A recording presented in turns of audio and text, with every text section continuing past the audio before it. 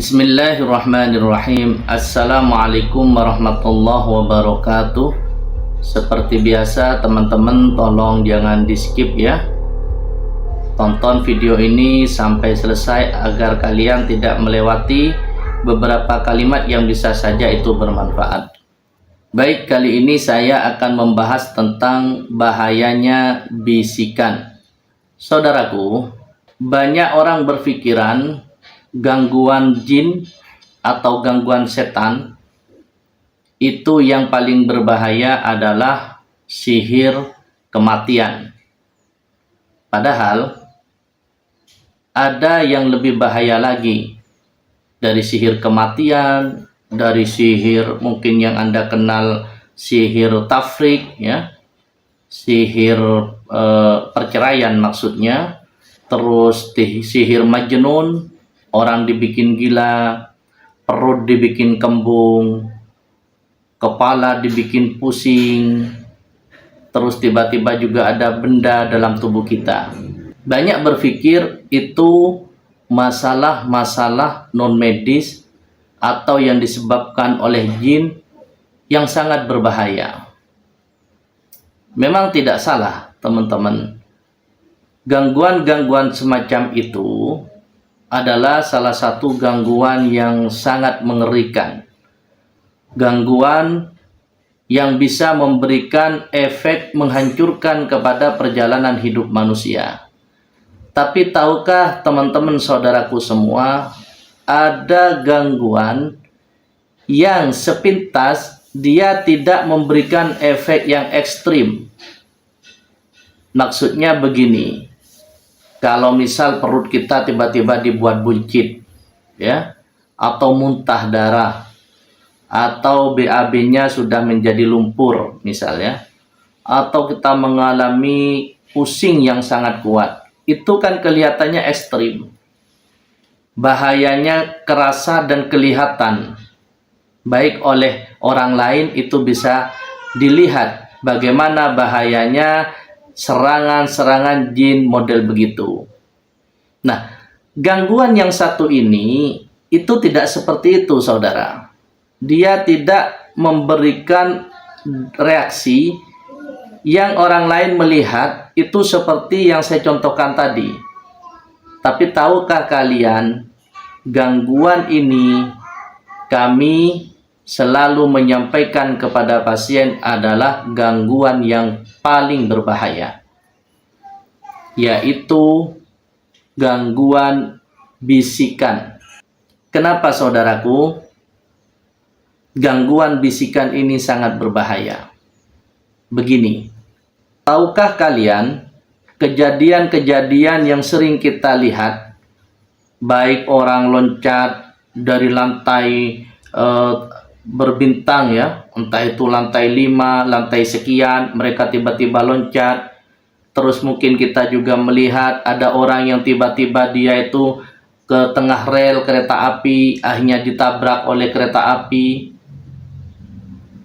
Ada yang ketika tiba-tiba orang itu membunuh. Nah, membunuh ini yang paling sadis, saudaraku. Karena kalau sudah kena gangguan ini, bisikan ini, dia sudah tidak bisa membedakan secara perasaan, secara manusiawi.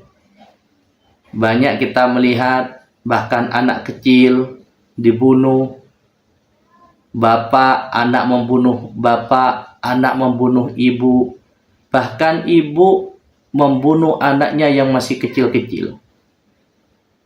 Bahkan ya, seorang yang melahirkan tega membunuh anaknya yang masih di bawah umur, bahkan ada yang balita. Ya, itulah fenomena kehidupan saudaraku, yang memang hal itu bagian daripada perjalanan hidup manusia.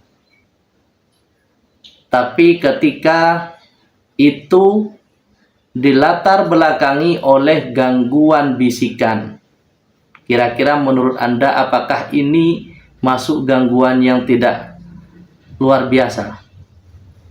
Ya, Saya yakin kalau Anda tahu ternyata kejadian-kejadian tadi itu ada juga yang disebabkan oleh bisikan, maka Anda juga akan setuju kalau gangguan bisikan ini adalah gangguan yang mengerikan. Makanya saya selalu bilang kepada pasien dari saya meruqyah di tahun 2004, hati-hati dengan gangguan bisikan. Apakah memang benar? Benar. Orang yang loncat di di lantai 5, mereka loncat sampai meninggal kan di kereta api dan seperti yang lainnya yang saya sudah sampaikan tadi, itu tidak semuanya karena alamiah. Kalau alamiah, ya itulah perjalanan hidup. Jahat-jahat, keji-keji, tapi mau gimana? Tapi bayangkan ketika itu bisikan.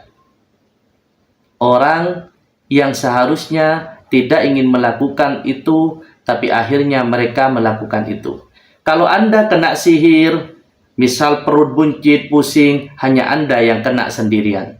Tapi ketika kita naudzubillah tsumma naudzubillah yang kena bisikan, maka tidak hanya kita yang menjadi korban, tapi orang lain, bahkan orang-orang terdekat kita dan orang yang sangat amat kita sayangi.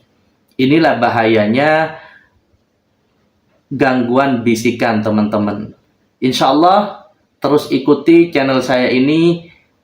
Di konten yang lain nanti saya akan membuatkan tutorial bagaimana caranya menangani atau memerangi gangguan bisikan. Karena ini sangat penting, saudaraku. Ya, kita harus tahu, bisa membedakan bagaimana bisikan itu ketika menyerang kita, bagaimana dia hadir ke perasaan kita. Insya Allah nanti kita akan mencoba mengupas secara tuntas tapi padat. Semoga ini bermanfaat. Mohon maaf. Assalamualaikum warahmatullahi wabarakatuh.